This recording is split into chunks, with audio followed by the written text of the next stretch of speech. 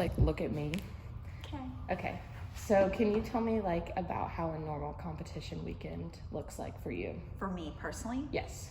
I usually arrive an hour to the event venue before it begins, and then I'm there until it ends that day. The first day will usually be the shortest, and this last time was 9 hours. And the next day I'll be there by 7 a.m. when the doors open, and I'll be there till it ends, and that was 7 a.m. to 11 p.m. this weekend. Then Sunday was 7 a.m. to 8 p.m. So Okay. those are my days. Can you tell me a little bit about the preparation that goes into putting dances on stage before they compete at competition?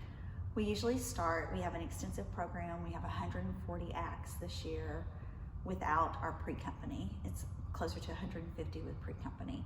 We start at the end of summer in August with our audition camp, and then we immediately start that next week as far as groups, duets, and trios. It takes a little bit of time. There's a lot of rehearsal time.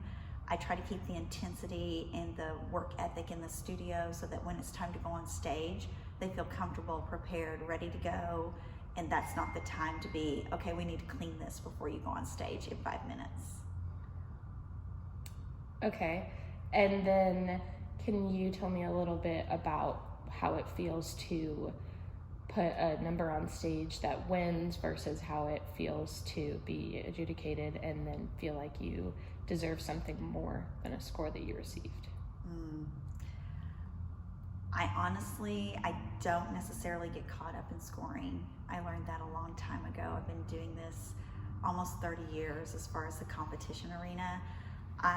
My measure of myself and my work, I'm my worst enemy. So a dance might win overall, and I might think it's the worst thing I ever put on stage that weekend.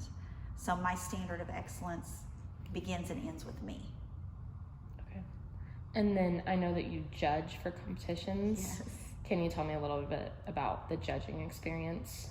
I love dance. I mean, you have to love dance to sit there for hours on end and give feedback and articulate what you're seeing and what you like. How can you help that dancer improve in 2.5 minutes? I come from the perspective of my dancers get very frustrated when they don't get feedback. They want to know how to be better. What are you seeing that I need to do better? So I try to really make my critiques articulate and give advice and feedback on how to get yourself to the next level. But I love judging. I love seeing dance across the country. Each area of the country has a different flavor and a different way of doing things. And I know that you raise kids from age 2 to 18. So how does it feel knowing that you created a dancer who's going to go on and be successful throughout the rest of their life? Even if it's not a dancer, I feel like I've been so blessed to have an impact on so many kids. I feel that this arena, especially if you are doing it in high school, it teaches you time management. It teaches you to prioritize and rank things accordingly to what do I need to do right now and get done, and what do I need to do next. So I think that even beyond training a lot of professional dancers and college dancers, I've trained a lot of successful adults that know how to work in a group environment with other people that they may not get along with, but pull the best out of each other. So I think it has more impact than just training kids to go on to the next level. Okay. As far as a dancer. Mm-hmm. And I know that you run other businesses other than just Aidan's Performing Arts Center. So how is that managing those 2 different businesses, or however many? It's been a big year for my husband and I.